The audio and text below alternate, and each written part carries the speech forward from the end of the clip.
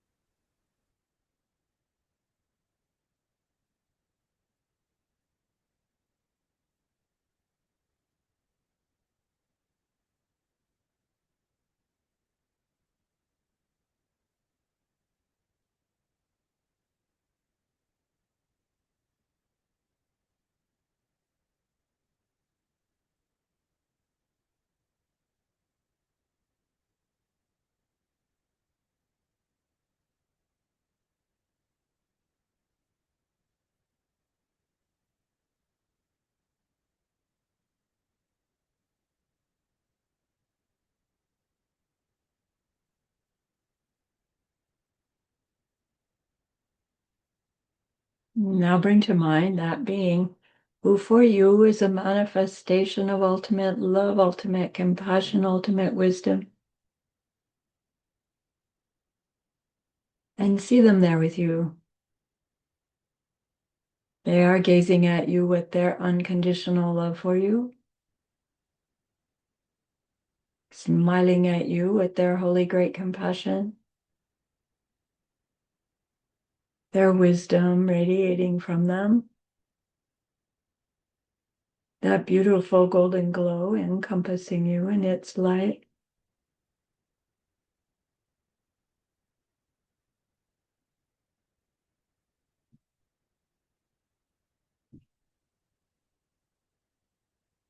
And then we hear them say, bring to mind someone you know who's hurting in some way.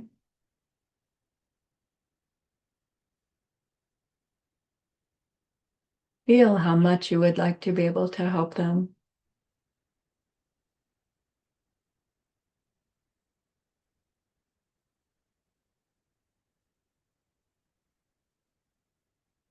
Recognize how the worldly ways we try to help fall short.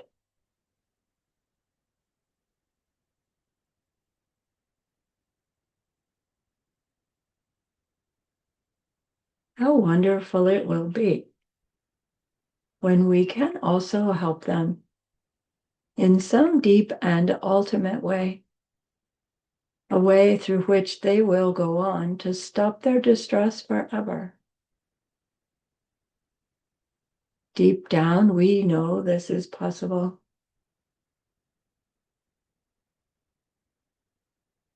Studying emptiness and dependent origination, we glimpse how it's possible.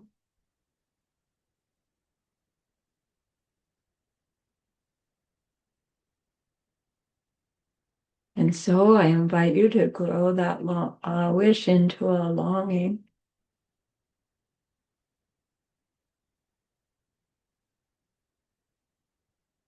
And that longing into an intention.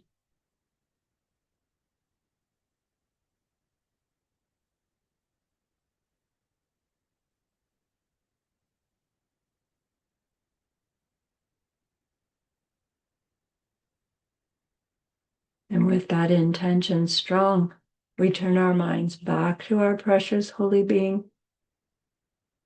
We know that they know what we need to know, what we need to learn yet, what we need to do yet, to become one who can help this other in this deep and ultimate way.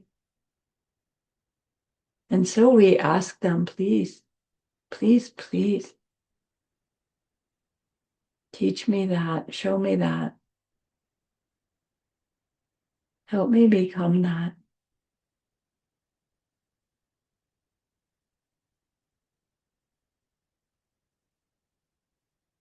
And they are so happy that we've asked. Of course, they agree.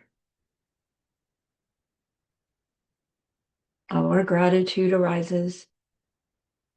We want to offer them something exquisite. And so we think of the pure world they are teaching us how to create. We imagine we can hold it in our hands, and we offer it to them, following it with our promise to practice what they teach us, using our refuge prayer to make our promise. Here is the great earth, filled with fragrant incense and covered with a blanket of flowers. The great mountain, 4 lands, wearing the jewel of the sun and the moon. In my mind, I make them the paradise of a Buddha and offer it all to you. By this deed, may every living being experience the pure world. Idam Guru Ratna Mandala Kam Niryatayami. I go for refuge until I am enlightened to the Buddha, the Dharma, and the highest community. Through the merit that I do in sharing this class and the rest, may we reach Buddhahood for the sake of every living being. I go for refuge until I am enlightened to the Buddha, the Dharma, and the highest community. Through the merit that I do in sharing this class and the rest, may we reach Buddhahood for the sake of every living being. I go for refuge until I am enlightened to the Buddha, the Dharma, and the highest community. Through the merit that I do in sharing this class and the rest, may all beings totally awaken for the benefit of every single other.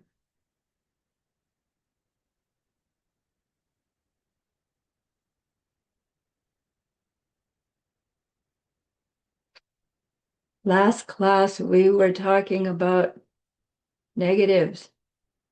And we learned there are 2 kinds of negatives. And your quiz asked for those 2 kinds of examples. So one of the kinds of negatives are things that are negative in the sense of not being something, a mayingak, and things that are negative in the sense of being an absence of something, megak. And the example of the mayingak, a negative in the sense of not being something, that the answer key gave is the fact that sound is changing.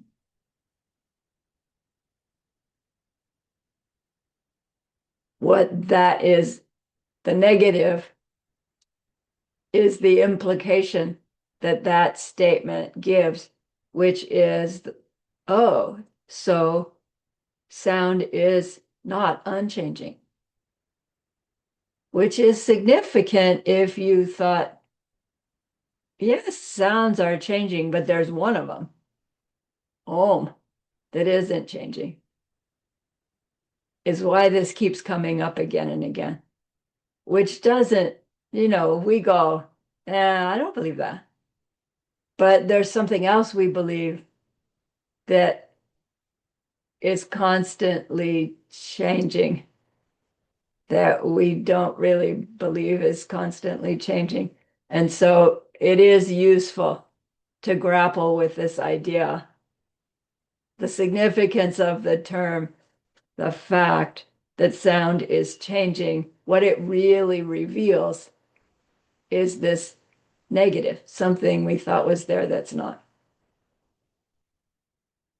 Okay, second one, the Magog, a negative in the sense of an absence of something, is, for example, space, meaning place, the place where physical objects are, empty space, and this term emptiness, which always drives me a little nuts when they just say emptiness, because there is no just emptiness. There has to be the emptiness of something, right? And that's the absence we're talking about. But emptiness and empty space. Then your quiz said, give a general description of a thing that is negative in the sense of not being something. And the description, a negative where the wording used to express it implies something else. So the words used to express it don't have to have a not or a can't or any of those words that show the negative, but the words that are positives reveal something else that is an absence, a negative. A negative where the words used to express it implies something else. And when it's expressing something else, the something else could be either a negative or a positive. It's the fact that the words make us think something other than what the words say, or in addition to what the words say. Our example was that chubby guy doesn't eat during the day. No, the doesn't is a negative wording. It's telling us something. But the implication is, well, if he's chubby, it means he's eating more than his body needs. So he must be eating at night. So you can actually tell somebody that guy only eats at night by saying, look, that chubby guy, he never eats during the day. Do you see? And the implication is we're probably doing such a thing more often than we know. We state something directly, and the person who hears it hears that and thinks this. But we don't know they're thinking that because we said this. And now we argue until we recognize, whoa, I did say that without words because I said this. It's subtle. It's a subtle alert to our own communication and recognizing that we think we're being very, very clear. And we are. And the other person hears our clarity and understands it differently than we do. Duh. Okay. So then your third question was give typical example of a logical statement which includes a correct reason that utilizes a nature and state what makes it such a reason. So this is reasons by way of identity, we learned. The typical example has to do with our friend sound. Consider sound. It's a changing thing because it is a thing which is made. The reason, a thing which is made, and our assertion, a changing thing. Those two are different ways of saying the same thing, right? Changing thing and made thing. To be a made thing is to be a changing thing. To be a changing thing is to be a made thing. So when we're choosing our reasons for our assertions, one way to choose a reason is to say, what's another way of saying my assertion? What's an implication of the assertion? And use that for our reason. And as long as that reason does in fact apply to our topic that we're talking about, then your reason will be a reason which can reveal the truth of our assertion.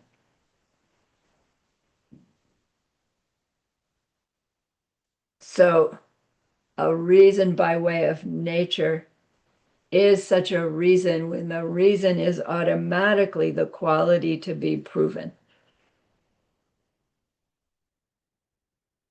Okay? They are the same nature, to be changing and to be made. You could say to be changing and to have been made. But you couldn't say to be changing and to always be there, because those are not the same nature. It's not saying the same thing. All right. A correct reason by way of nature. So Geshe-la reminded us at this class that the reason why we're studying Buddhist logic, one reason is in order to keep Buddhism alive in the world. Anywhere the scriptures are being studied, anywhere that the Vinaya is being upheld, Buddha is there, he said. Secondly, not second in line, but a second reason is to show our minds that we don't really perceive things, we don't perceive things in the way they really exist. Another reason is to plant the seeds to bring ourselves to the direct perception of how those things really exist, what their true natures really are.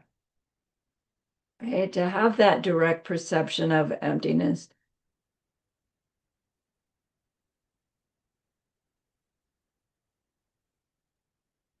So our study of logic, clear thinking, will help us to read and understand those middle way scriptures and help us recognize whether teachings we are getting on emptiness are accurate.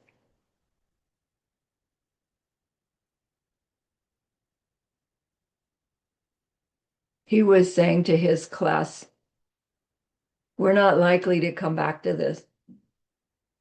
So don't put off the effort of really chewing on these concepts, grappling with them, because we'll be on to 16 million other things.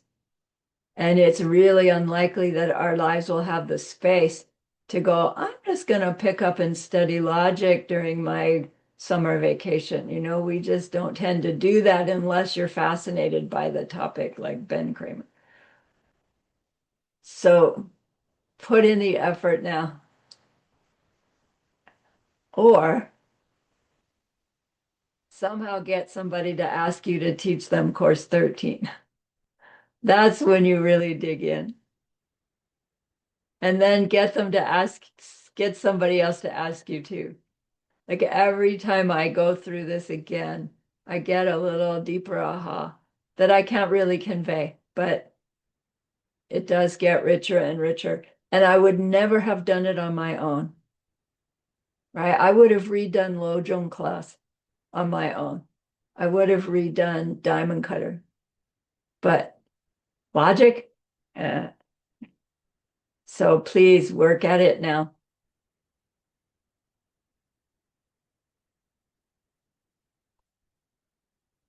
Geshe told this story in the monastery at Howell, this little church, you know.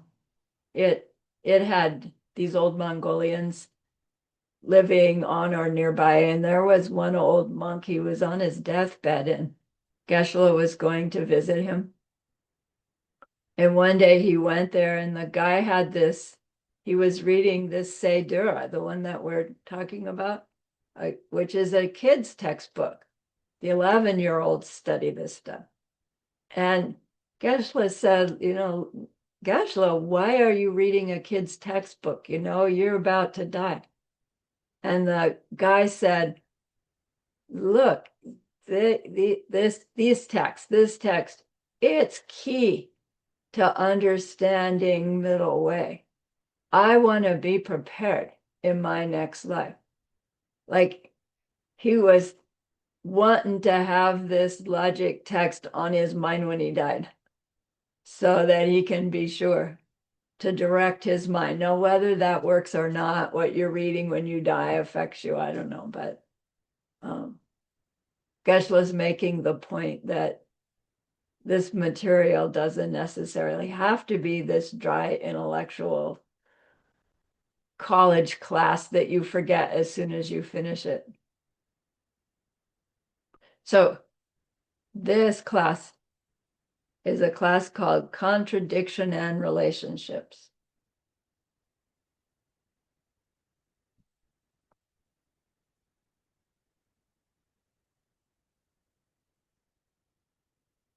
And that itself is a little bit slippery.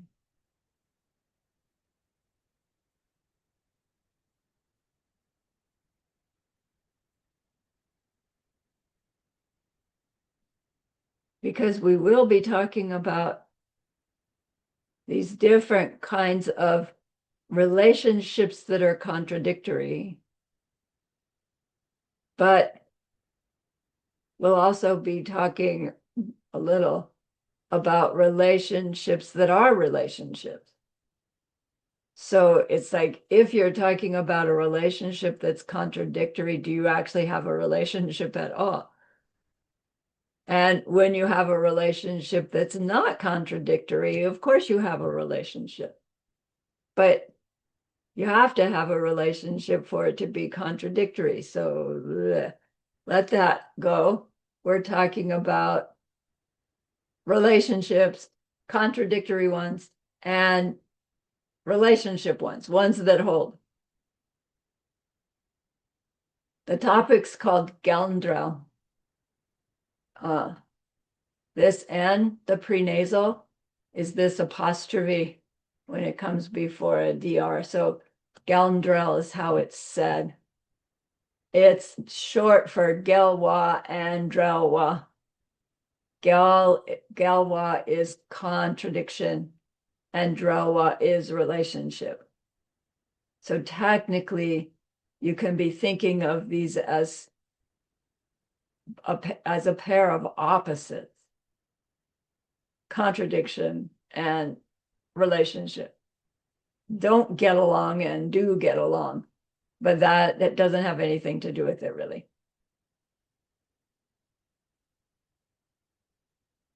So let's, in studying this topic, it's important for understanding emptiness and dependent origination. So was the topic on negatives and positives, absences and presences. But so was the topic before that, whatever it was. Like, all of these are planting seeds in our minds for a better intellectual understanding of emptiness that will help us grow the seeds to experience it directly, which puts us on that conveyor belt to the end of suffering. Okay, so there are some things we need to understand about this topic, contradiction.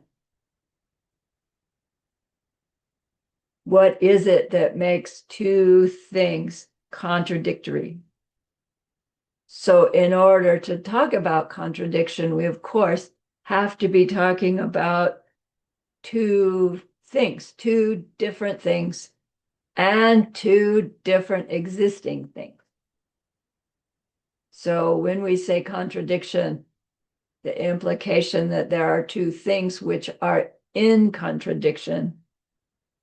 So there are necessary factors. They say, by definition, those two things need to be distinct from each other. Tade. Tade means two separate, distinct, existing objects. there cannot be a contradiction between two things that are the same thing. Geshe Michael and Geshe Lobsang Chunsen, right? Two different names for this same person. Or Sarani and Mrs. David Stone. Those two can't be in contradiction. Technically, they can't even be in relationship because it's referring to the same thing. One thing, me. Okay. In the same way, if I say, is my bicycle and the horns on the head of a rabbit, is their relationship contradictory? You would have to say, I can't answer that because there's no such thing as the horns on the head of a rabbit. In order to compare two things, they have to both be existing. Can I think of a horn on the head of a rabbit? Yeah. So if I said, consider thinking of a bicycle and thinking of horns on the head of a rabbit, could we compare that? Can we find a relationship between that? Yes, we could talk about it because my thinking of them, right, it's happening when I'm doing it. But does a bicycle have a relationship with horns on the head of a rabbit? You can't say yes, you can't say no, because you're asking to compare an existing thing with a non-existent thing. Which means when we're making our arguments about things, do this because of that, make sure both the this and the that are actually existing things in some way before we use them to show somebody that they're doing something that you don't like.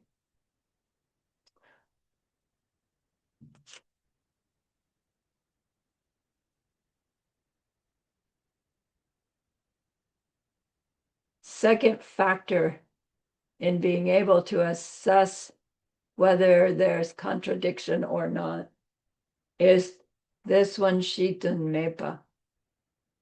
Shitun is a difficult to translate word. Geshe says the Shi means foundation and Tun means harmony. Harmony foundation, which in English is meaningless. And then he says the academic translators call it a common locus, which I find equally meaningless in English. But what it's trying to say, Geshe says, is one thing, which is both, Shitun. So you have object A and you have object B, or you have the thing you're talking about, object A, and the thing you're talking about, object B. And in fact, those two things are one thing. Like Sarani, Mrs. David Stone, the common locus, the Shitun, is me. Because both of those things are referring to whatever this one is. Shitun, Mepa means there is no. So for this contradiction relationship, the two things we're looking at must be existing and separate. And there must be no third thing, which is both of them. Because if there is, then the two of them are not contradictory, even if it seems like they are. Because there's something common to both of them. When we're talking contradiction, like it's going to be either one cancels the other, or it's impossible to have them both. And if you have a third thing that is both, can't be contradiction. So he says the real meaning of gelwa, or contradiction, is contradiction between two objects, and to be able to have a contradiction between two objects, it's necessary that both objects be existing. They must be separate and distinct from each other, and there is no other thing which can be both of them at the same time. So within that category, there are two kinds of contradictions that we'll find. One of them is Pensen Pangel. The other we'll see later, Lenshik Minengel. So Pensen Pangel means a contradiction where two things are mutually exclusive. No one thing can be both. An example they give is a changing thing is mutually exclusive to an unchanging thing. Right? That's pretty clear. They're opposites. So you can't have something that's both a changing thing and an unchanging thing, can we? It's got to be one or the other. So if we were to say, what kind of relationship do unchanging things and changing things have? We would say a relationship of mutual exclusivity, meaning really no relationship, because you can only have one or the other at a given time.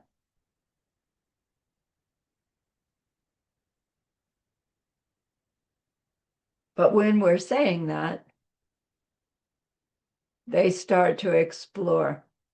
They say, well, okay, is red and blue contradictory? It's like the American flag is red, white, and blue, all at the same time. But can a flag be all red and be all blue at the same time? No. So to say red is there or the flag is red automatically excludes that it's all blue or all green or all yellow or all purple or all anything else, just by saying it's red. It is it tells us, it excludes that it's anything other, any other color. So red and blue or red and green are mutually exclusive. Red and any other color are mutually exclusive. And if you have a thing that's all blue, then it and any other color, mutually exclusive.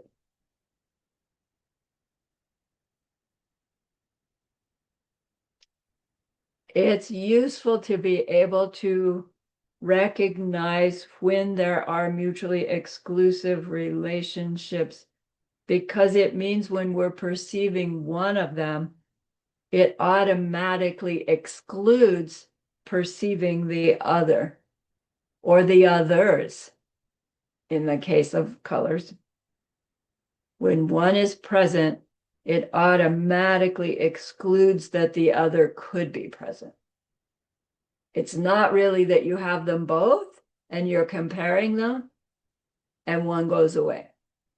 To have one, you can't have the other. That's mutually exclusive. If you have the other, you can't have the first one. The classical example is water pitcher, our friend the water pitcher, and everything that is not a water pitcher.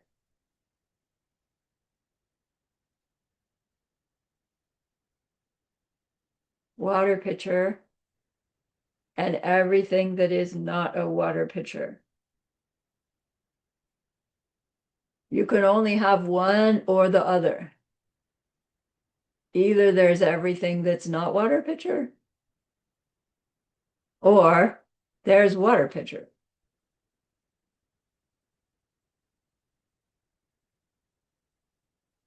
There's no one thing that's both water pitcher and not water pitcher.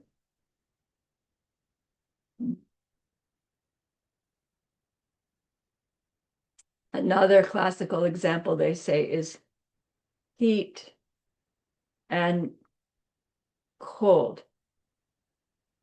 There's no one thing that's both hot and cold, except my feet.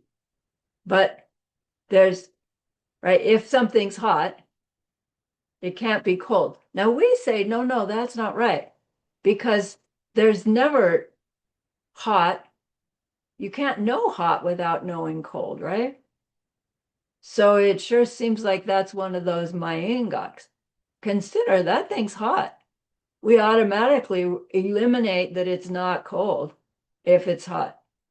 But in the same way that we were talking about red and blue, if we're perceiving something as hot, we cannot at the same time be perceiving that thing as cold. It either burns me or it freezes me. There's no one object that can be both heat and cold. Every object has some level of heatness and coldness because every object has a temperature. That's not what we're talking about. We're talking about these concepts, hot, heat, cold. They are mutually exclusive. They're opposites. All right, just say that. Things that are opposites are mutually exclusive. You can't have them both there at the same time, right? Because they're opposites. So they give us 3 examples of mutually exclusive types of contradiction. Here's the 3. Takpa mi takpa. Takpa nupo and nupo nume. We recognize takpa mi takpa, don't we? Takpa, unchanging. Mi takpa, not unchanging, therefore changing. Unchanging and changing.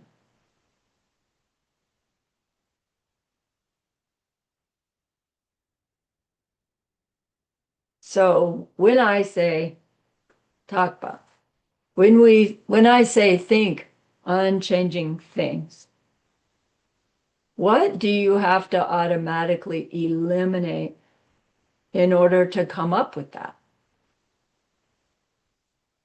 Like unchanging. In order for that to be meaningful, we know what it means is eliminate changing. You don't have to actually think it through. By hearing the word unchanging thing, all changing things are eliminated. They call that a direct, mutually exclusive contradiction. Because the presence of one thing, the thinking of unchanging, you can't at the same time hold in your mind thinking changing because they are opposites. A direct mutual exclusion contradiction. Then there's takpa nupo and nupo. Takpa is unchanging, an unchanging thing. Nupo is a working thing, a functioning thing, a produced thing, a made thing, right? All those synonyms for nupo. So what's this relationship or this relationship between unchanging things and working things? They say this is an indirect mutual exclusion because we have to think about it. She said, think unchanging thing. And then she said, think NUPO, functioning thing.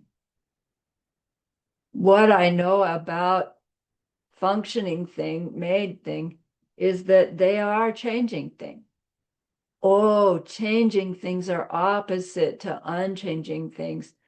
Oh, so unchanging and NUPO are mutually exclusive. But I had to think it through. I had to apply what I know about NUPO, functioning things, in order to compare it to what I know about unchanging things, Takpa, in order to recognize, oh, they are mutually exclusive. Versus Takpa, mi Takpa, automatic. Direct versus indirect. So then their third example is nupo nume. So nupo, working thing. Nume means non-working thing. But we need to include in that an existing non-working thing. Because again, horn on a head of a rabbit is a non-working thing. And we can't say it has a contradictory relationship with anything because it doesn't have a relationship. It has no relationship with anything because there's no such thing. Nupo Nume reveals a direct, mutually exclusive contradiction because Nume means non-working existing thing. So a working thing and a non-working thing, that's like takpa mi takpa, that's direct.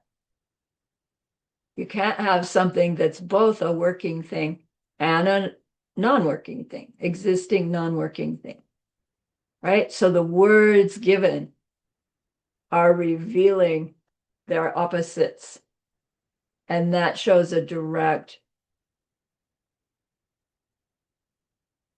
mutually exclusive contradiction versus indirect, the one we have to think through. Okay?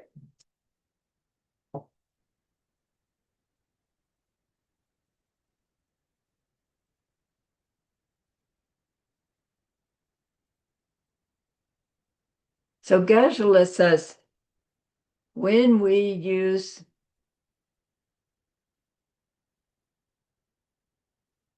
synonyms, that changes the relationship from a direct contradiction to an indirect contradiction. Nupo is a synonym for what is opposite of takpa. Working thing is a synonym for what's opposite of unchanging things. But when we talk about direct opposites, consider unchanging and changing, or consider working and not working things, right? The words are directly telling us that you can't have both. So when we are building our syllogisms, when we're thinking, giving reasons to ourselves or others for why we should do things or shouldn't, we can intentionally use synonyms to help us understand better. Or maybe we recognize that we are using synonyms when we don't really realize it. And thinking the other person will think it through in the same way we think it through when maybe they also are not recognizing synonyms when we've got one. Like, did we think of nupo, functioning thing, as a synonym for changing things before I said, think what's the implication of working thing, right? I had to tell myself to do that, to come up to recognize, oh, actually, unchanging and nupo are opposites. Okay. All right, second kind of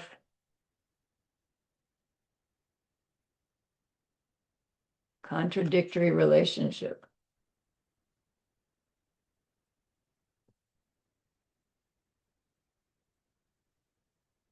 Lenshik minengel. Here's the N apostrophe.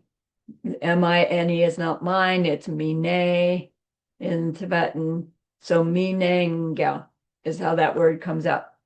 Lenshik means, literally, it means to stay together, meaning two things which always come together, like peanut butter and jelly. Two things always together. Mine means cannot. And ngel is contradiction. So lenchik minengel is a contradiction where two things are diametrically opposed. They conflict in such a way that one of them does something to eliminate the other. So in the mutually exclusive, we're trying to figure out whether those two things can exist at the same time. And when there's a direct mutually exclusive relationship, it's like you have one, the other's impossible to be there. In an indirect, you have to think about it a little bit and then come to the conclusion. This is both of them are there, and then something happens. Okay. This one pushes that one away somehow. And whether that's literally true or conceptually true, that's what we're exploring, because in our arguments about why to do this or why not to do that, we want to be clear how we're using our reasoning. Because technically, we're trying to give some kind of information that would make us or the other person decide that what we used to believe about the object can't be true, right? We're trying to get that to go away and replace it with this. So in a way, it's like, okay, I see where this is trying to take me. They give a cultural example of when two things are diametrically opposed. They say an owl and a crow. It's like an owl and a crow. They dislike each other so much that they can't even sit on the same branch together. Like one will instantly drive the other away. No matter what, they cannot coexist on the same branch. They give a scriptural example, however, which is this relationship between Nyempo and Pangja. Nyempo is the word for antidote, the counter agent that we apply to fix something. And Pangja is that which we are trying to fix. It's a negative personal quality that we want to eliminate.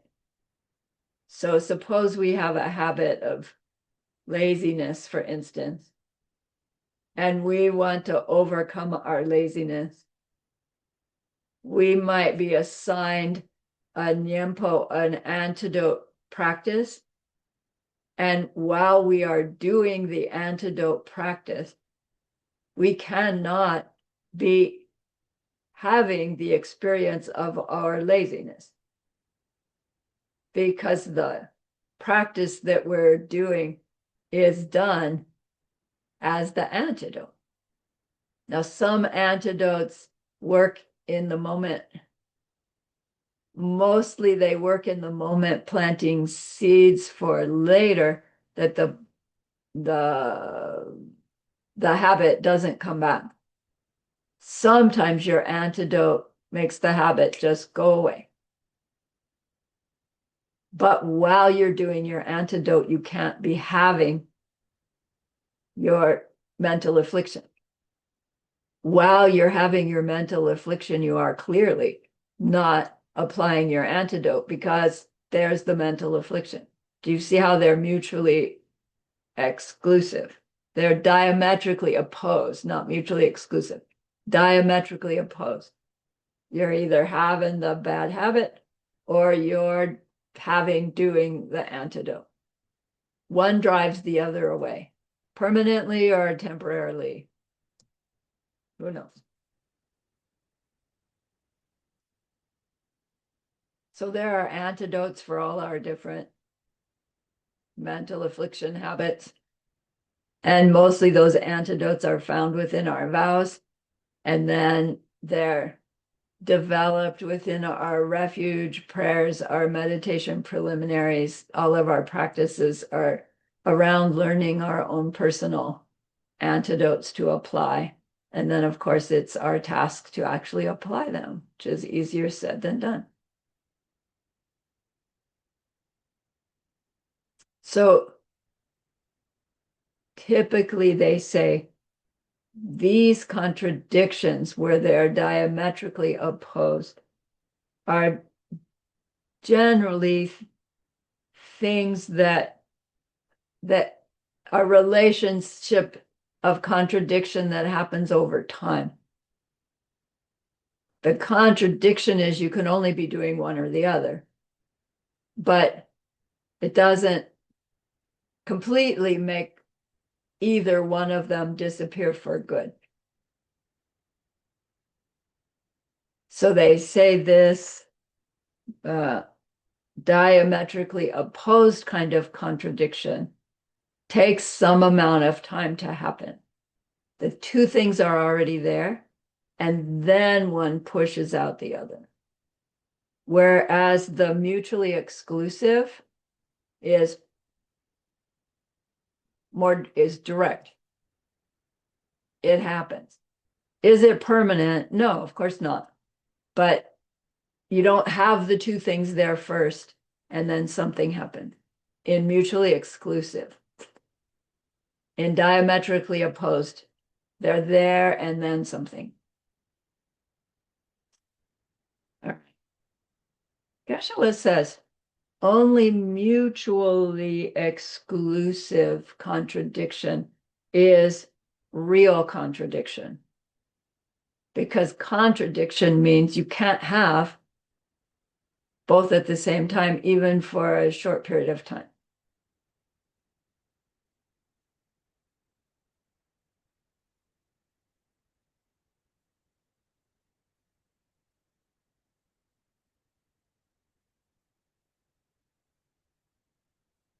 He said, can one state of mind be grasping to an object as self-existent and at the same time be perfectly understanding the object's emptiness? It's like, no, those are mutually exclusive. But we don't get to the point where those are mutually exclusive without making the effort to toggle between them, recognize our belief in self-existent things, right? It takes time to reach the point where to perceive an object is to negate its self-existence as a direct, mutually exclusive experience. It takes time to get there. While we're in training, something appears, we have to remind ourselves, apply our antidote. No, no, it looks that way to me, unique to me. It looks different to somebody else. So it's not coming from it. It's coming from me. Why? My past deeds. So what am I going to do to plant new seeds? That takes time to think that through, to come to the conclusion, oh, that angry yelling bot, my seed's ripening. That then excludes the boss I can blame for my feeling bad. Ow, like I don't even want to do that. I want to blame her. So I need to apply an antidote to that, right? We are using these relationships in our lives. We just don't really notice. And then we can learn to actually use them more effectively for our own behavior changes. All of this is about our growing ability to choose our responses to our experiences more wisely.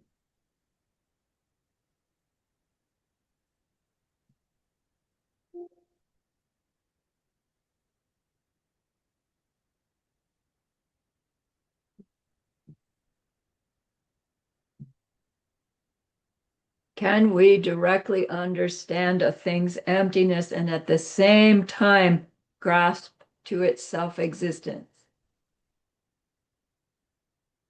No, because those are opposites. Either it's empty of self-existence or it has self-existence. You can't have part self-existence. You can't have part emptiness.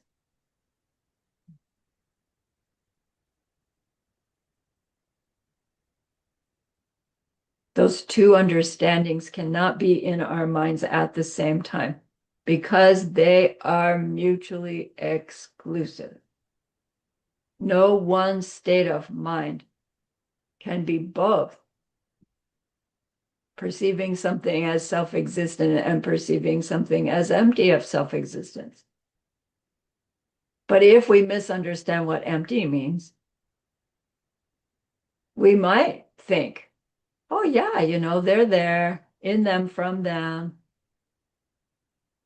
and they change all the time, so they're empty of being them the same way, moment by moment. Yeah, they're empty. But when we clarify what we mean by empty, which is empty of some nature other than my karmic seeds ripening, that's different, isn't it? The different schools mean different things, meaning we go through different ways of understanding emptiness independent origination as we're learning about it. Even if we don't know about the different schools, when we're watching, we will recognize that we are still really, really wanting something to be in that angry, yelling boss that is the reason for my discomfort. And it takes all the way to highest school before we've recognized that it's to everybody's advantage to stop doing that, to recognize it's all my results of my own causes, because then I'm empowered fully to be able to change my reality. Okay.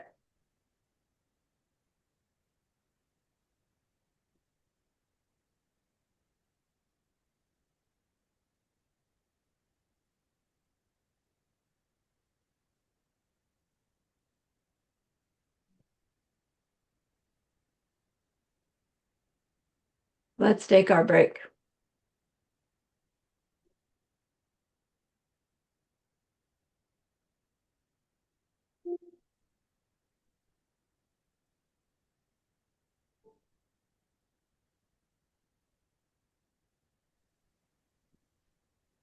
Sorry, teacher. Sorry, Hi, yeah. Kong Li. I didn't think I'd see you. Yeah, I because just now I saw my thing earlier, so that's why I can Good. come in and then now I need to log off and Okay. have something else to do. Thank Okay. you. Well, Thank good. you for the Thanks for tip. coming. Yeah. Bye. Bye-bye.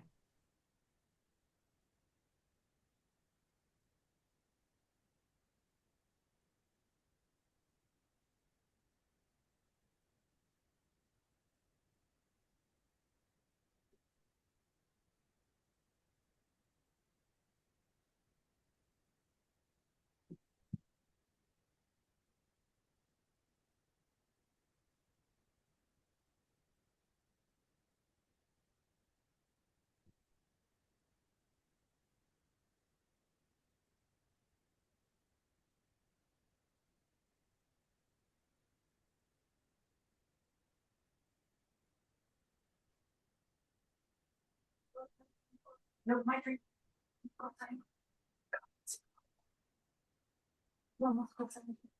My train. My train.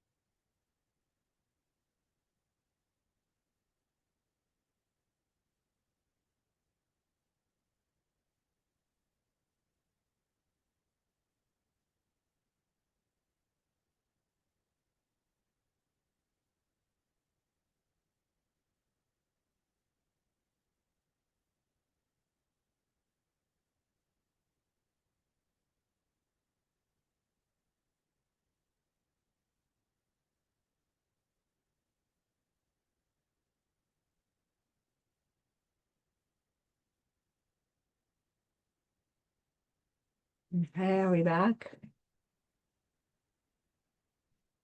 Woohoo.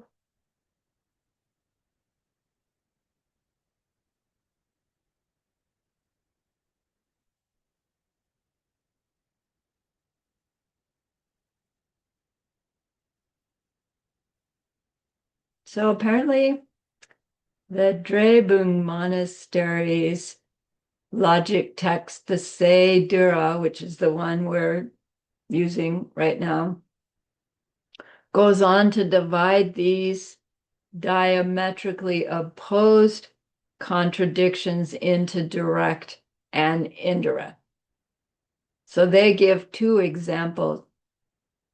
They use light and darkness. They say when we turn on a light, there's a process of the light encountering the darkness and then dispelling it.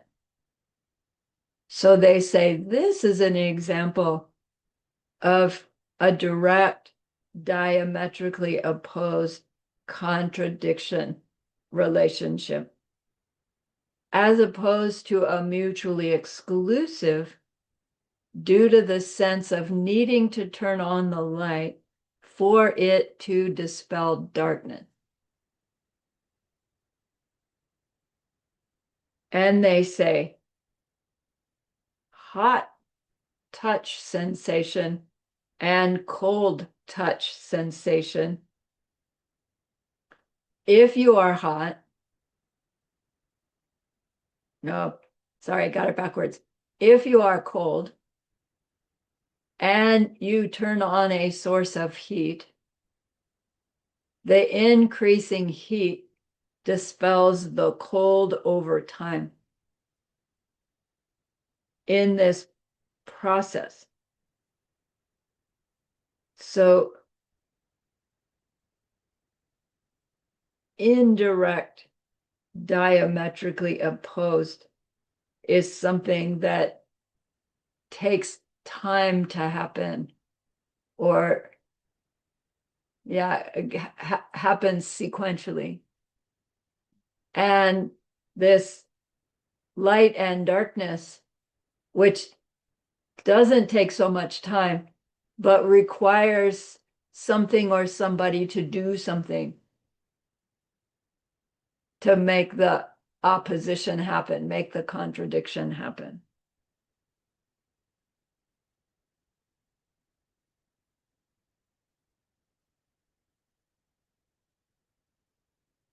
They say an indirect, diametrically opposed contradiction is, they say, if you see huge clouds of smoke in a place, that indirectly uh, diametrically opposes that place could be cold there,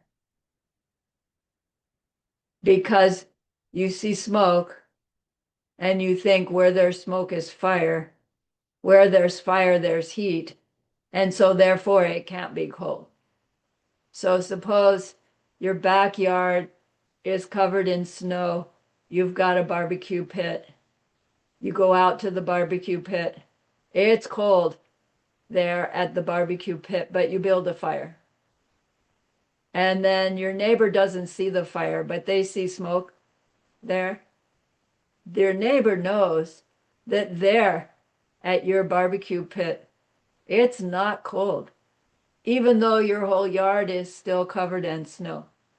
Because they see the smoke, they know there's fire, they know fire is hot. There goes the cold. They're saying, look, that's an indirect, diametrically opposed. Fire is diametrically opposed to cold. We don't see the fire, we just see smoke. Yeah, but you know, because of smoke, there's fire. So smoke indicated not cold. It's like, what? We do this kind of stuff so automatically as human adults. They're saying, think about it, look at it, because we use those kinds of perceptions as reasons for our behavior. And that's not automatically a bad thing, but it can get us into trouble if we don't.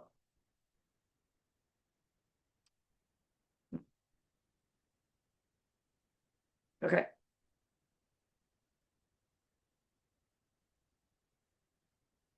So Geshe said this thing. He says, everything that exists must eventually be involved in a contradiction.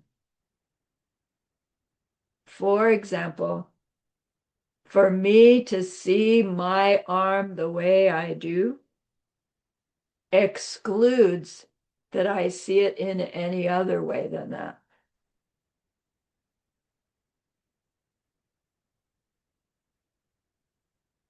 And he said, cook it. Every time he says cook it means there's a clue in there somewhere.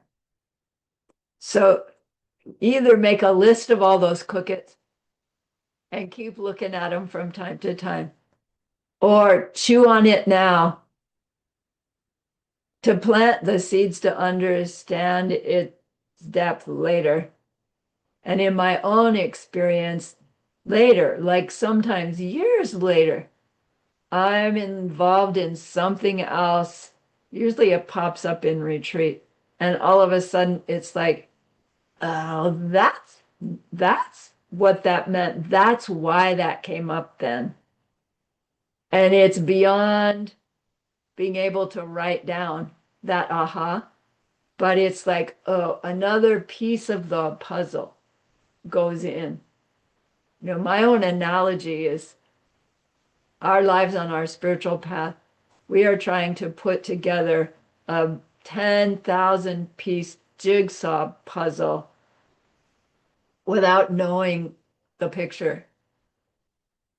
And we've got all these different shapes and different colors, and some things we can tell what something's in them. Mostly it's abstract, and we're trying to figure out where all the pieces fit. All these clues are suddenly a piece that goes in. And it's like, oh, that much closer to the whole puzzle. All right, let's move on to Jawa. Jawa, relationships. So we were talking about relationships that are contradictory. Now we're talking about relationships that hold, that are relationships. There are two kinds of relationships, two kinds of Jawa. One is Dachiki Jawa. The other is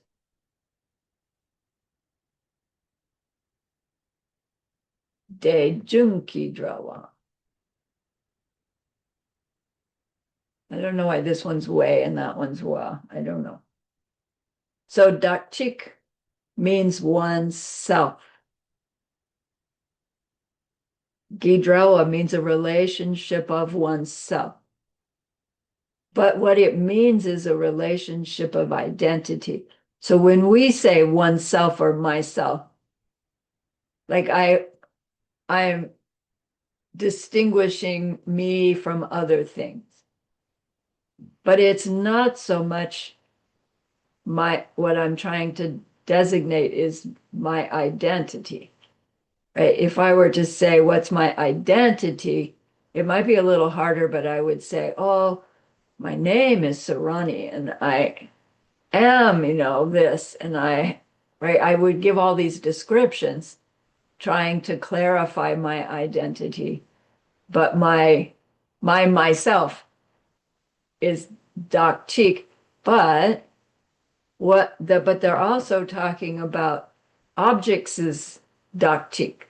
And it's like we don't think of our friend the pan as thinking of itself. So when I'm saying my duck cheek is thinking of myself, it's not accurate because pens have a duck cheek also. It means the identity. And then our minds will automatically go, wow, we know that the pen has no duck cheek. It has no its own identity. But that doesn't mean it has no identity at all. It has the identity pen that I put on it, that you put on it. Okay, but just not itself. But remember what school we're in. We're in logic school. Things that function, they do have an identity. They have an existence. Is it self-existent, independent of any other factor? Don't be silly. It depends on its causes, its conditions. Not self-existent pen, but come on, it has duck cheek, it is pen. Otherwise, I'd hold this thing up and you'd go, what is that, Sarani? but you all know pen. Okay. So this relationship of dak-cheek, relationship to be oneself, does not mean the relationship with oneself. It means the relationship of identity. There is a kind of relationship where to be one thing is to automatically be the other thing. So we're not talking about the relationship of itself to its dak-cheek. We're talking relationship. What do we know about relationship? There have to be two existing things that we're comparing in some way to establish whether they're a relationship that fits or a relationship that's contradictory. So, Daktikidrowa is the kind of relationship where to be one thing is to be the other. That is a relationship of identity. That relationship can be a two-way relationship, or it can be a one-way relationship. Like our example, a changing thing and a thing which is made. Is this a relationship of identity? Is a changing thing and a made thing, are those, can two things be a changing thing and a made thing? And can they exist there together? Can a given thing be a changing thing and a made thing? Yeah. Like it's this word, different words for saying the same thing. Right? So relationship between what I mean by changing thing and what I mean by a thing which is made is a relationship of identity. To be a made thing is to automatically be a changing thing.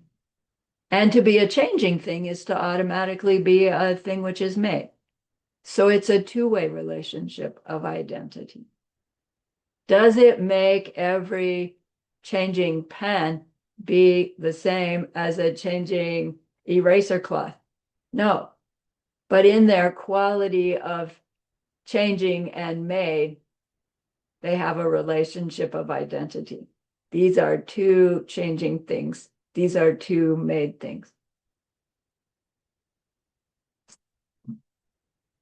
But there can also be one-way relationships of identity, like our friends, the Chevrolets and motor vehicles. Chevrolet and motor vehicle have a relationship of identity, but not all motor vehicles are Chevrolets, but all Chevrolets are motor vehicles. So there's a one-way relationship of identity between Chevrolets and motor vehicles.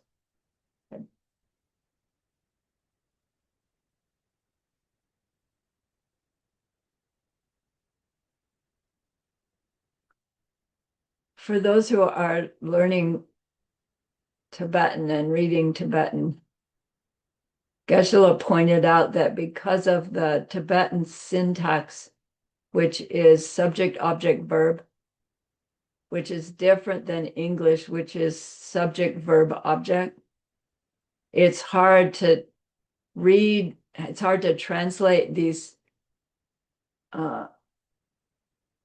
discussions about relationships because it's hard to get the direction that's being described. And he explained how to know from the word order from the Tibetan which object is being compared to the other in order to establish one-way or two-way relationships. And I don't begin to understand it. If you want to know that, let me know. I'll go through it, but I'm not going to go through it in class any further than just to point it out. Which really means when we're reading any of Tibetan translations, we just assume the person translating is well trained enough in the language and well trained enough in the topics that their translation is reliable. But then the more I've learned, it's like the more difficult it is for me to even judge somebody's translation to know whether it's accurate to the original source or not. Doesn't mean I ditch them, but I do wonder sometimes that it's like, wait, maybe I have learned enough that I can question, some big scholar's translation if it doesn't make sense to me. Maybe it's not automatically that I'm wrong, right? Maybe it's like, oh, if I could just get at the Tibetan, which I just can't. Anyway, forget that. So we have one-way relationships of identity, and we can have two-way relationships of identity. In the same way that we had relationships of contradiction, they can be expressed directly, or they can be expressed in such a way that makes us think about them to come to our conclusion.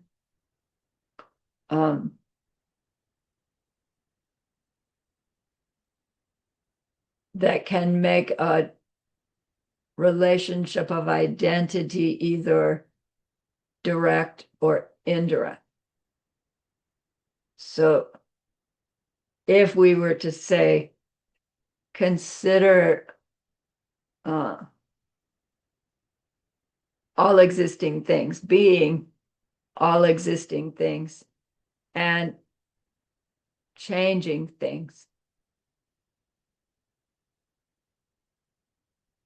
being a changing thing.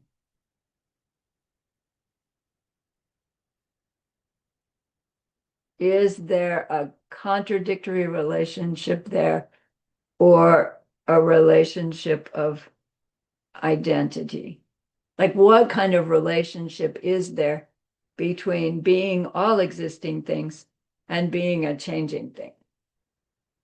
And we have to think, well, the category of all existing things is bigger than the category of all changing things, isn't it? Because all existing things includes unchanging things. So if we're to say, oh, if I'm talking about the category of all existing things, that includes but doesn't limit us to the category of changing things. But if we say, let's consider all changing things, can that include all existing things? No. It actually excludes all existing things to talk about all changing things because it's a smaller category. Not meaning things in the category of all changing things are not existing things. Of course they are. But in terms of what's included in what we're talking about, it will not include all existing things to talk about all changing things. And it may be that we're thinking we are talking about all existing things when we're talking about all changing things, because it's not on our radar screen that all existing things includes things that are unchanging. Because who talks about that, right? What human goes around figuring out changing or unchanging? Unless you've been studying your Buddhism deeply.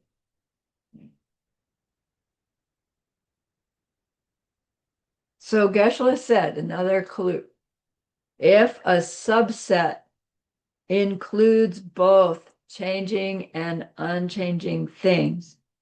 The subset itself is considered unchanging. Like when we state a fact, a general truth, such as the fact that sounds are changing, is an unchanging thing.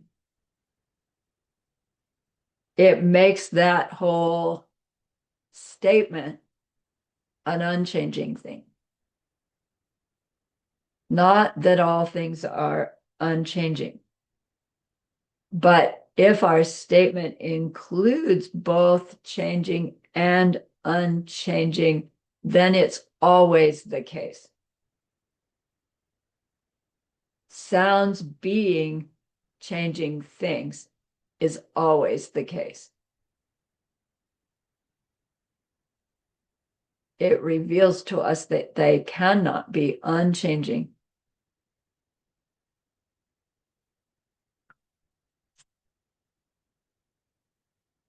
So, not so, and they gave us an example of one thing which is automatically the other.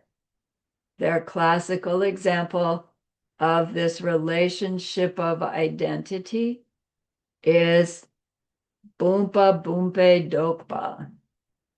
Here it is. Our friend the water pitcher. Dokpa means the reverse. So this classical example of a relationship of identity where one thing is to automatically be the other is consider water pitcher and the reverse of all that's not water pitcher.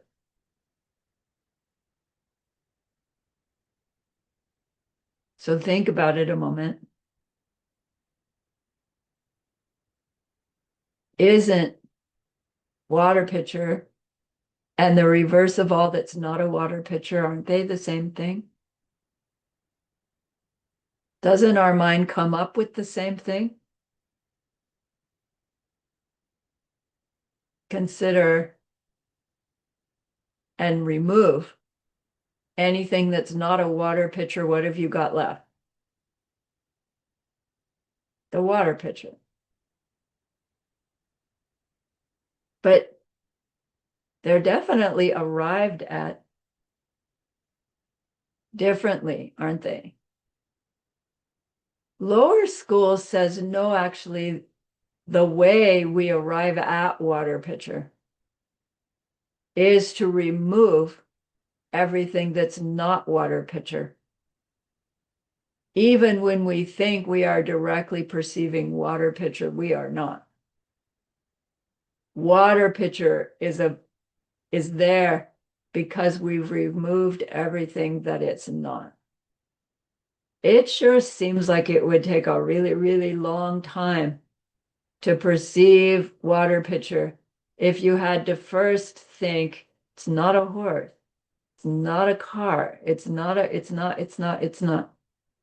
But lower school insists that's how we perceive anything, is by eliminating everything it's not. That's another one of those things that later came back to really help me when I remember thinking that that was a waste of time to be thinking of reversing all that it's not. So I use this example to help my own mind.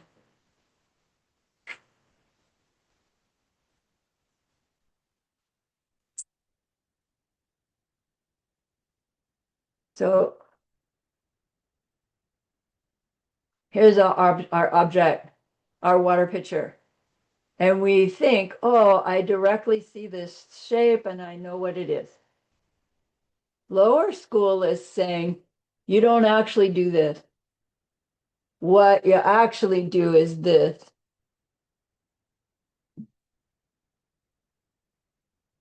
You've seen me do this before.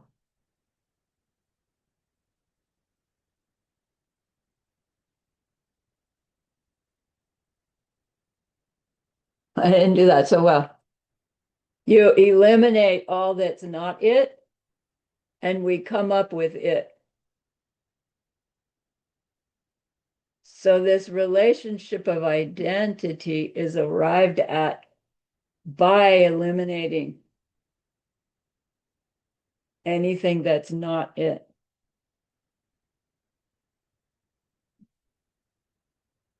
Sometimes this is mistaken for what emptiness means. That it's emptiness means we never actually directly experience the object. All we directly experience is what's revealed by eliminating everything else. And that process of elimination reveals the emptiness of the object. And Geshe says, that maybe is helpful, but it's not what's going to help us learn to change our behavior and stop perpetuating suffering. Okay? It is a glimpse of experiencing something not there that we thought was there. The way that we're not directing experience an object there by its outline, but rather by elimination of something else. But then, is this a one-way relationship or a two-way relationship? To perceive this, we've had to do this elimination. And then do we think, well, if I eliminate the elimination, do I still come up with that? And it's like, no, because in order to perceive my perceiving the object this way, I have to do this.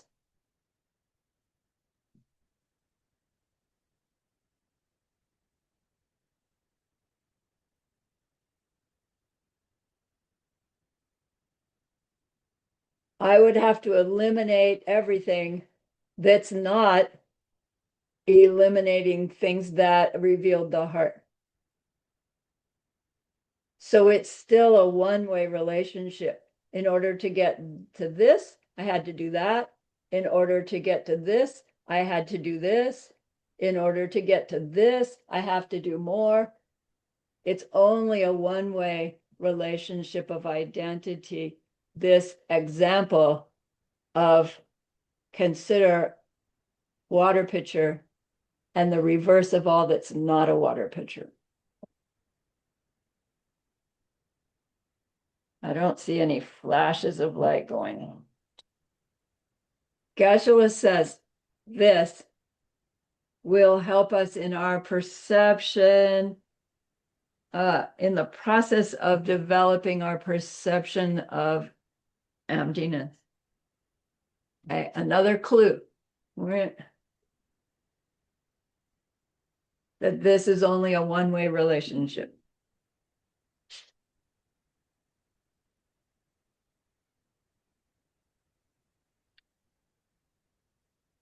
It will go on to help us understand how it is that we do perceive the objects that we perceive.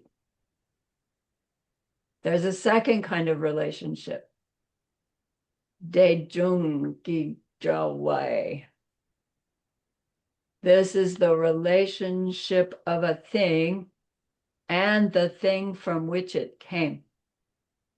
So we want to say this is the relationship of cause and effect, but the word order would be imprecise. More precise is the relationship between the effect, the result, and the cause from which it came. Why is that so important?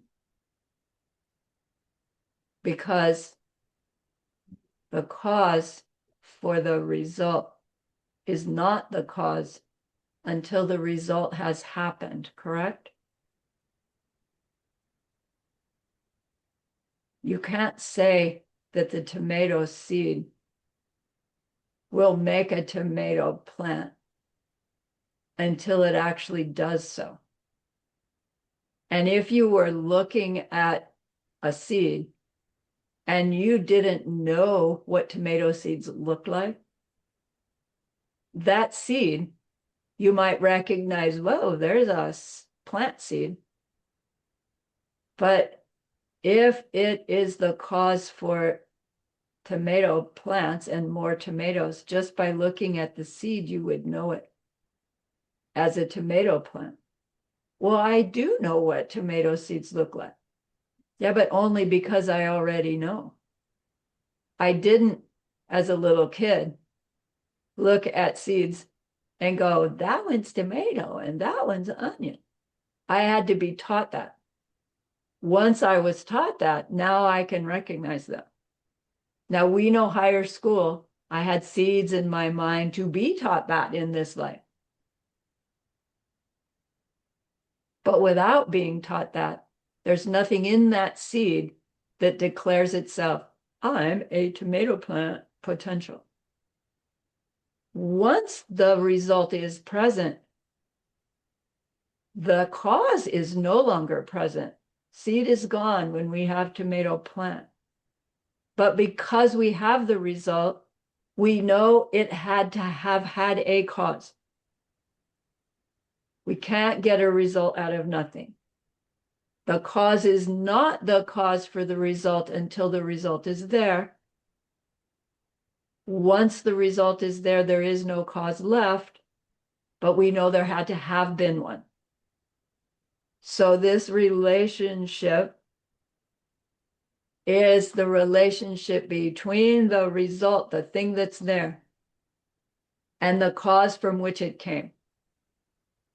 But wait, Sarani, we said to have relationships, there have to be two existing things.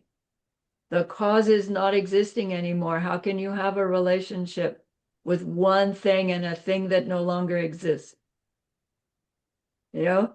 And they wiggle out of that and they say, because you know it had to have had a cause, it still has its relationship with its cause that happened over time.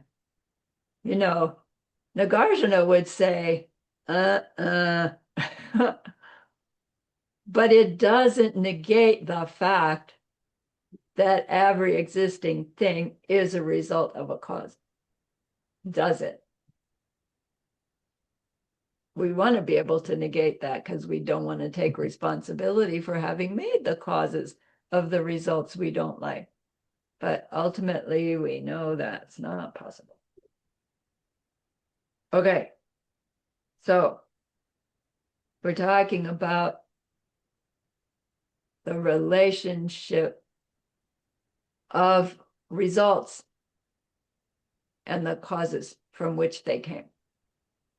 And so really technically, anytime we're talking about cause and effect, if we were to be more precise, we wouldn't call it cause and effect. We would call it the effects and the causes from which they came.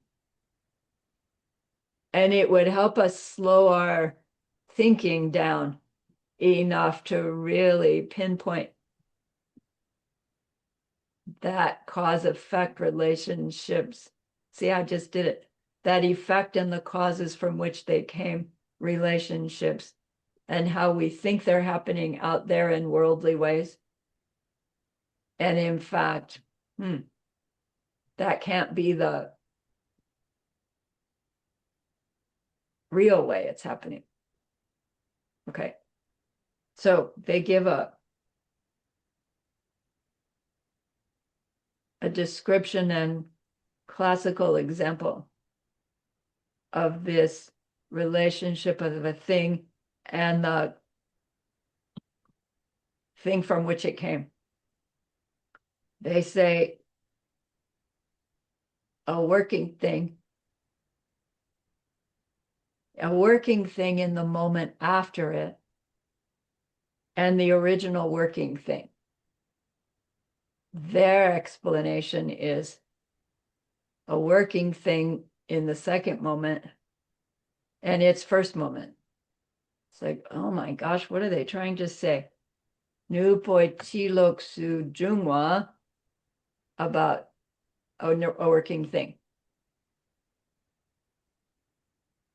That's how they describe this idea of the result and the thing from which it came. So they're saying, consider your water pitcher. Here's our version of water pitcher, the pen.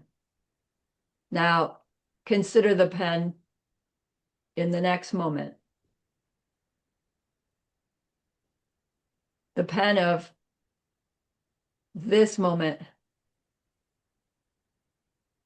dependent on the pen from the moment before. But the way we get to that is to try to think of, oh, this pen that's in the second moment of the pen. It's like we can't even experience the second moment. All we're experiencing is the present moment. But in the next instant, in order for there to be a next instant of the pen, there had to be the instant before. That's what this is trying to describe. All we ever experience is the result, but the result is the moment after the thing. Like we're actually experiencing things an instant after the information comes to our eye, then we experience the concept pen. We're actually an instant later than what's there from lower school. Higher school may or may not agree with that, but for different reasons. So yes, this moment of the pen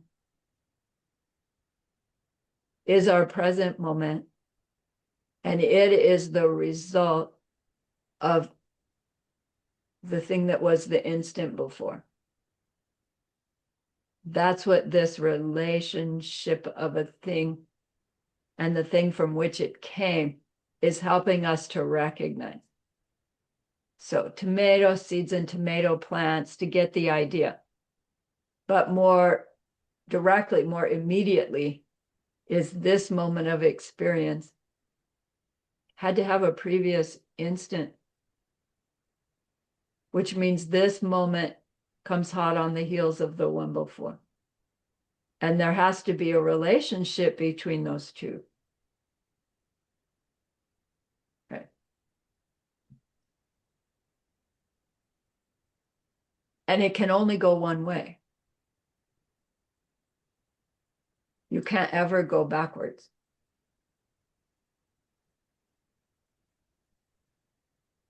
So there are three criteria for this relationship of identity.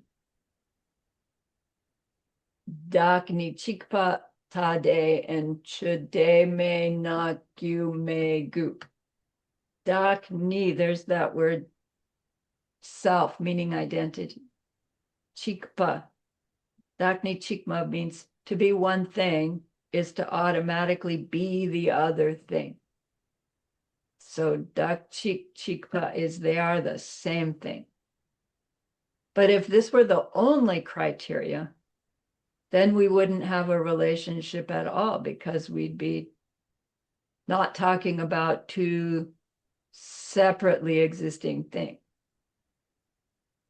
But of the two separately existing things that we are looking for the relationship of identity of, we have to be able to recognize whether or not they are the same. Are all Chevys motor vehicles? Are all motor vehicles Chevys? No. Okay. Second criteria for a relationship of identity is tade. They have to be two separate existing things.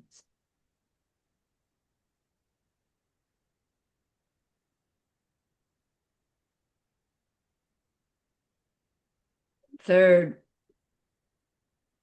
criteria, that should may not means the thing that ceases to exist, and then gyu me gyu ceases to exist, meaning if that ceases to exist, the other ceases to exist.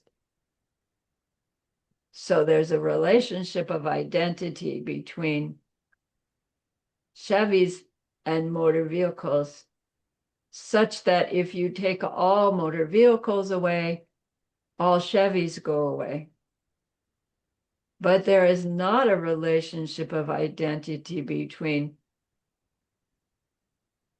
motor vehicles and Chevys such that if you take all Chevys away, you take all motor vehicles away. Right?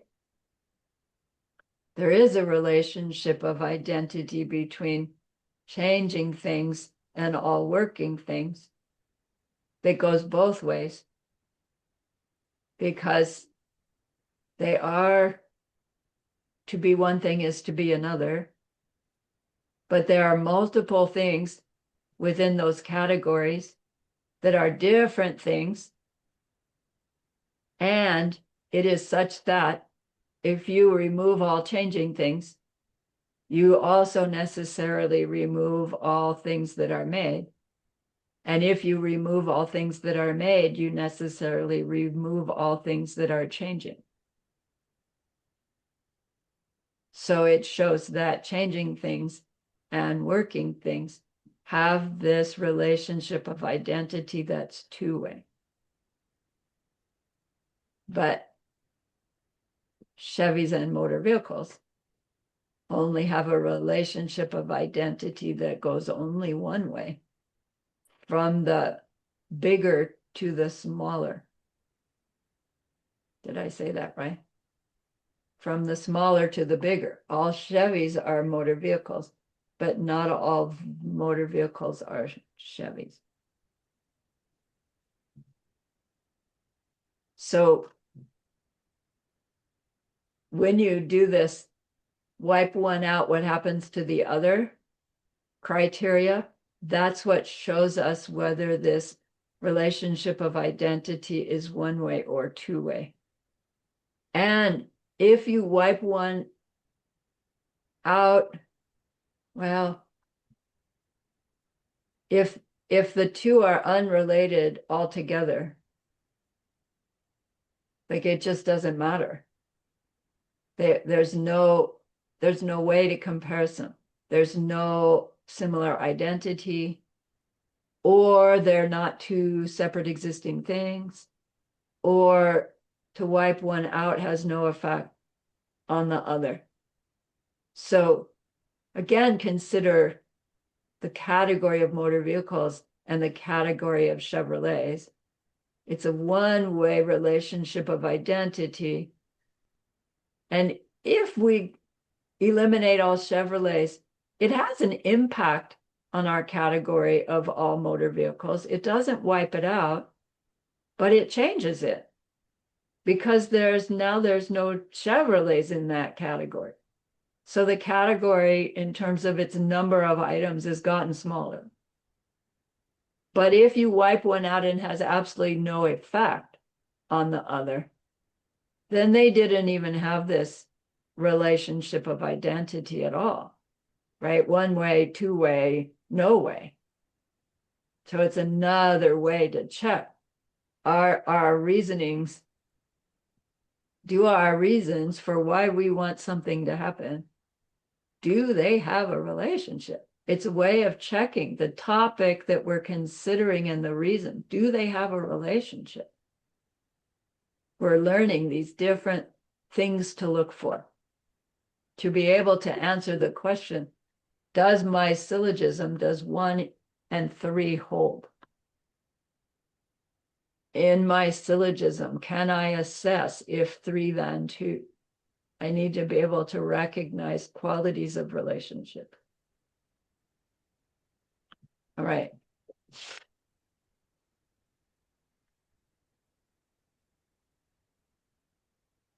Let's shift gears a little bit. We need to still talk more about reasons.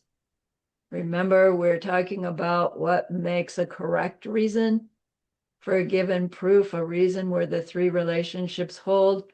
And we learned that there are correct reasons by way of cause and effect.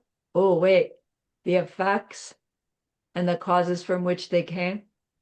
And there are correct reasons by way of their natures, their identity, And there was this third category, correct reasons by way of absence, which still doesn't quite make sense to me. Ma mikpe tayandak. That Geshe-la says, correct reason that we use to reveal something that we cannot perceive. Why would we do that? What can we not perceive that we would like to prove to ourselves? The empty nature of existing things, the coming out of my seeds nature of existing things. There are a lot of things we can't perceive yet that we'd like to be able to prove to ourselves do exist, can be an experience I can have so I can cultivate it. That's not the example that they use. So correct reason to prove an absence comes in two flavors. Minangwa mamik pe tayandak and nan grun mamik pe tayandak. The first one is a correct reason for proving the absence of something which is difficult for us to perceive. And the example they give is like talking about hungry ghosts to a non-Buddhist, meaning trying to prove to someone who's never heard of hungry ghosts or has heard of them and doesn't believe in them, and trying to show them that they do exist, particularly someone who's never heard of them. Why would we go to the trouble to try to prove to them there are such things, especially if they're not interested? But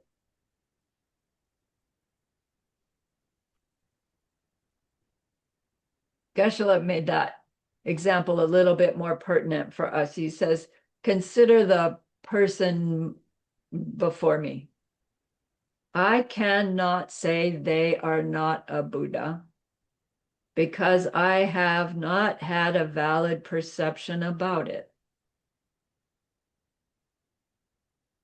We're trying to reveal something that we can't perceive them. The absence of something. So let's check before we go even any further. Let's check this syllogism. Consider the person before me. I cannot say they are not a Buddha because I haven't had a valid perception about it. Does 1 in 3 hold? Have I not had a valid perception of the person before me? That doesn't seem like it holds to me. It's like I'm perceiving this person. I'm not high. I'm not on drugs. I'm having a valid perception of this person. But Geshe-la says, no, think about it. What am I actually validly perceiving of them? I'm perceiving their body. I'm perceiving that they have a mind. They seem to be conscious.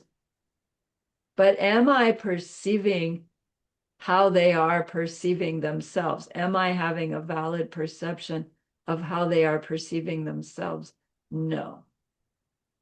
So if I go there, I have to say, okay, 1 in 3 do hold. I am not having a valid perception about them being Buddha or not. Not meaning I'm not having any perception at all. So if 1 in 3 hold, let's check. If it's true that I have not validly perceived their mind and how they are perceiving themselves, then is it also true that I cannot say they are not a Buddha?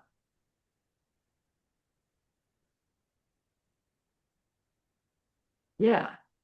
If I recognize I don't know their mind, then I recognize that I can't say they are or aren't a Buddha.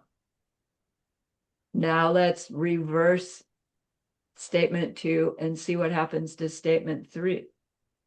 If I cannot not say they are not a Buddha, what does that mean? I can say they're a Buddha. Then what does that necessarily do to statement number 3? I haven't had a valid perception about it. If I can say they are a Buddha, what makes an existing thing? Then that means I have had a valid perception about it. Does it mean I have? No, just hypothetically. So this syllogism does in fact reveal that when I'm perceiving another person, I think I'm perceiving someone not a Buddha, but I can't, I'm not that I'm not perceiving something that could be there. That's this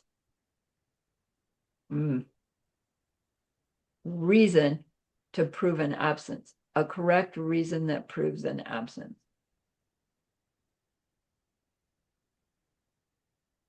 The reason we study these kinds of reasons is because Buddha himself said, if you are me or someone like me and you judge, you can judge another.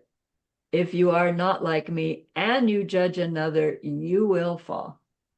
You will spend eons in a hell realm because of the mistake that we made. Don't do it. A negative reason for studying logic, you remember? That's this category of correct reasons. To be able to recognize a correct reason that proves an absence. It's an art and a skill. Geshe says we can become properly skeptical towards what we perceive and stop assuming illogical things about others. To use logic to prove to ourselves that what we are perceiving is not what we believe we are perceiving. Not that we're not perceiving at all, but the whole reason for things is not what we believe. Their identities is not what we believe. Okay, I've got 2 more minutes. I've got one more topic. The correct reason to prove the absence of something which we can perceive.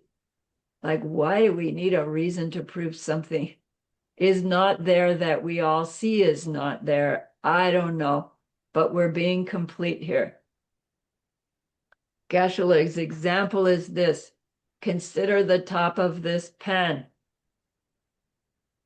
There is no Chevrolet there because there is no motor vehicle there. My reason there's no motor vehicle proves that there's no Chevy there in case you thought there was. Because of all of that we've learned about the relationship between Chevys and motor vehicles and existing things and relationships of identities and relationships of contradictions, we can use, because there's no motor vehicle there, to prove that there's no Chevy there. Using a reasoning to prove the absence of something that we can confirm with our valid perception. Someday, our reasoning that was proving an absence that we can't perceive will become absences that we do perceive. So maybe that's the point of learning about this other category of correct reasons for absences that we do perceive, because maybe we perceive them and somebody else doesn't. So we need to do this dance between how we use our reasons and how we understand others are understanding our reasons. And that's the art of these principles of logic and steps of logic, both to use them for our own reasoning and to use them to help others understand things better. All right. That's our class 7. We planted some good seeds. Stopping sharing. And whether you feel confused or not, you've done a great, great goodness. So pleased be pleased with yourself for just still being here.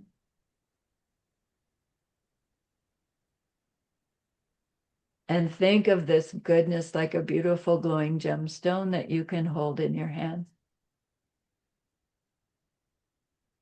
Recall your own precious holy being. See how happy they are with you.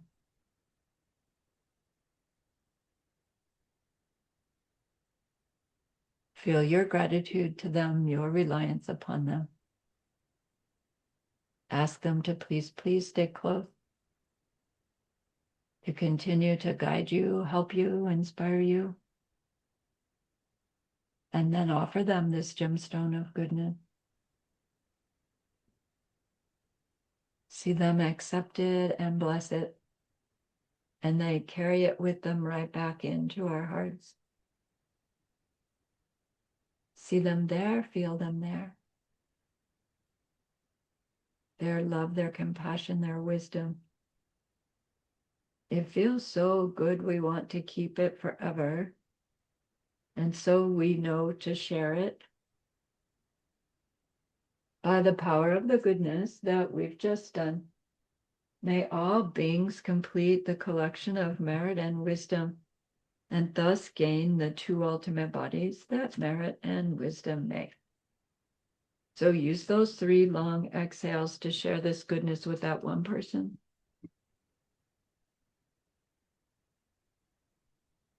To share it with everyone you love. To share it with every existing being everywhere. See them all filled with loving kindness, filled with wisdom. And may it be so. All right. Thank you for the opportunity. Anybody who needs to go is welcome to go. And I can stay for questions. Too much to even make questions, right? Yes, Joanna. It is still some reminders from last class. Okay. We had already been talking about the space thing before class, but I was still wondering if being absence and being negative is like similar. Is it just Yeah. a synonym? So in this case, a positive thing is always a present thing. Uh-huh. And then there was in my mind still wondering the question, is a changing thing always a positive thing and an unchanging thing always a negative thing? I would say yes. Because the question that we had before this class is if you Yeah. have a fact and the fact Yeah. is an unchanging thing, is Right. the fact itself a presence, but it Right. must be an absence. Right. Yes. Okay. Right. I still have to cook it. It's just not Yeah. It's really slippery. sticking. You can have a presence of an absence.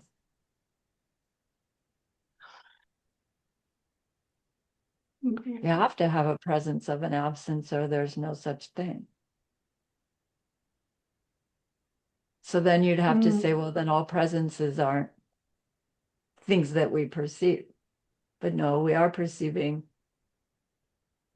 unchanging things, not with my eyeballs, but I am perceiving.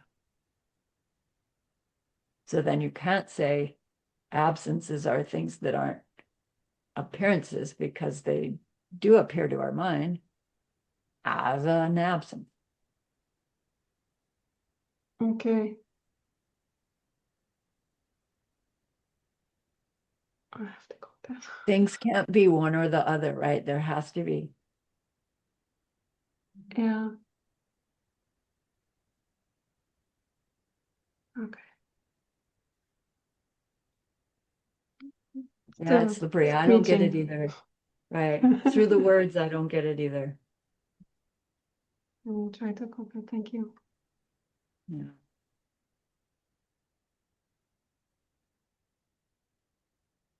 Okay, okay. Keep at it, keep at it, keep at it.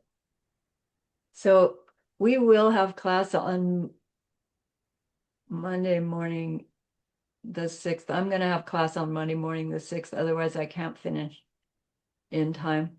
And I know some people are traveling at that time, but as long as somebody shows up, please somebody show up on the 6th, then we'll have class and it'll be recorded.